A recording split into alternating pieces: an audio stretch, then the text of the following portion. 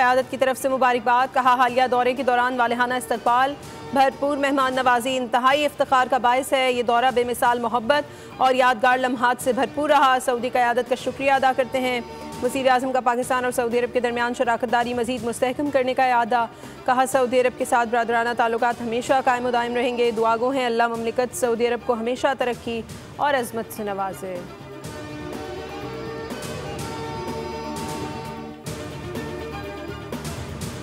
Asia cup T20 tournament के super 4 मरहले में श्रीलंका ने पाकिस्तान को जीत के लिए 134 रन का हदफ दिया। श्रीलंका ने मुकर्ररा 20 ओवर्स में 8 विकेटों के नुकसान पर 133 रन बनाए। कामिंदो मेंडिस 50 रन बनाकर नुमाया रहे। पाकिस्तानी बॉलर्स का शानदार आगाज।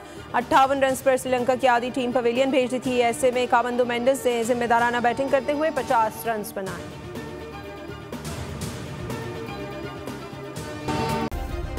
सब्सक्राइब करें और बेल दबाएं ताकि कोई खबर रह न जाए।